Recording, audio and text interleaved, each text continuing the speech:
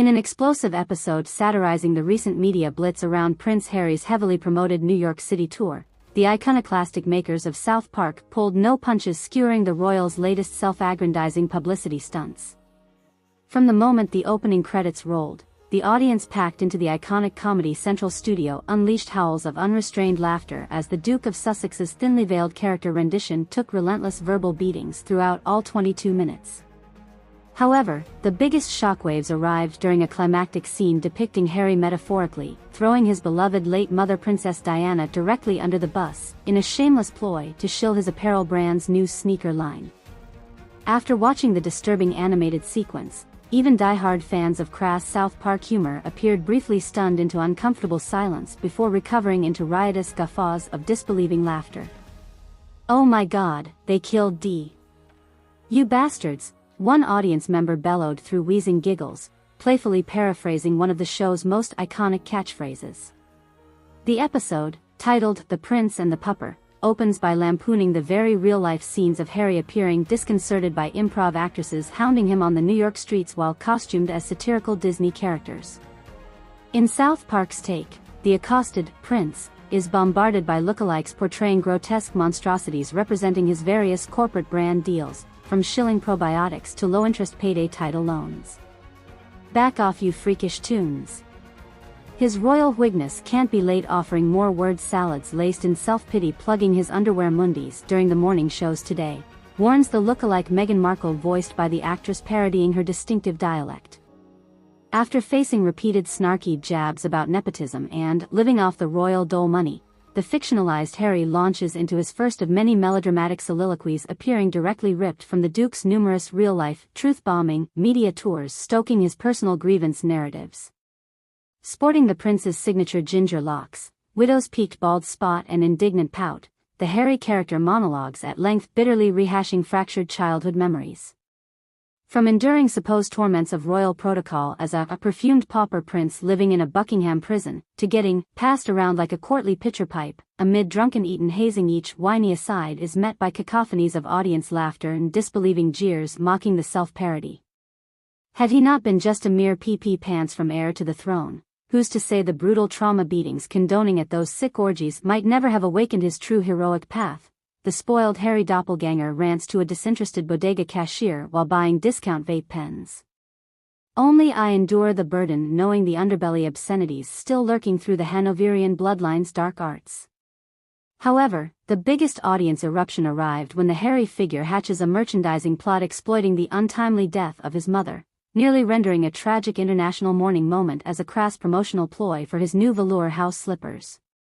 In the fateful climax lampooning the real-life Duke's recent controversial statue unveiling statements, the character launches into an elaborate self-mythologizing recounting of the fatal 1997 Paris automobile wreck. But he shamelessly reframes that pivotal tragedy by casting himself as a young streetwise hustler boldly negotiating Diana's escape while chastising those lame palace leeches ready to abandon us both to the vulture paps. The jaw-dropping soliloquy escalates into Harry depicting Diana's demise not as a paparazzi accident, but rather a calculated, Genovese mob hit. He narrowly escaped due to savvy street smarts, earning the sting of those child Kingsman shakedowns from my MI6 handlers. After describing himself evading hails of piano wire, gunfire on the Pont d'Alma Bridge tunnels, all set to campy 80s synth riffs, the Harry character crassly alleges Diana sacrificed her life, pulling the oldest five family's Sicilian code, using her final breath pushing me into a butcher's truck getaway rigged down back alleys by her blood's workout crew.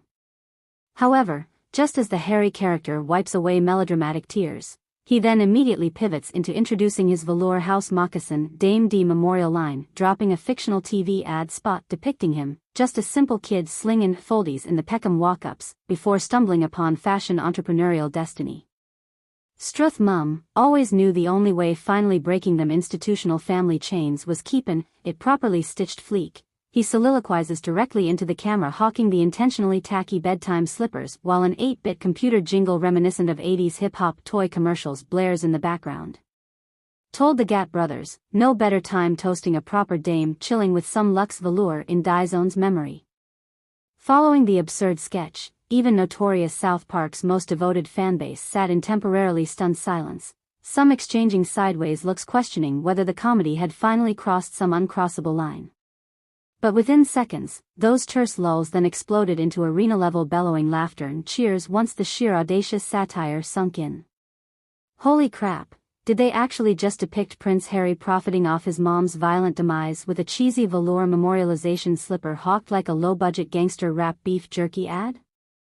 The unmitigated gall, exclaimed Stephanie Parrish, a Logan Park County resident in attendance at the taping along with her husband. Yet, it felt so believably on brand with this entire rebooted, Salt Bae era of attention-starved royals openly wallowing in those martyr pornographies, reveling over decades-old childhood wounds. I couldn't tell where the spoofing began or ended, but that's what made every second so simultaneously horrifying yet hilarious. Parrish's husband Kyle offered similar sentiments, praising the show's bold lampooning of the ex-royals as both cathartic and tragic. There's always been unconscionable gall coloring everything they do, but South Park just reminded us how often Harry especially crosses decency lines, selling authentic victimhood rooted in his tragic mom's death as some quirky poverty pity ploy. Real self-awareness about damaging that public trust could have actually humanized them again.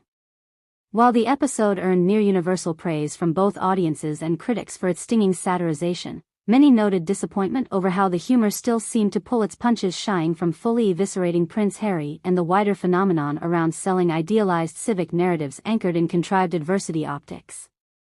For all its deliciously biting roasts, the core truth remains how this former pampered princeling willingly sacrificed so much of his generational privilege by choice, explained Yale anthropologist Dr. Hugh Jared Tyndall, an expert on British colonial pageantry's socio-cultural impact.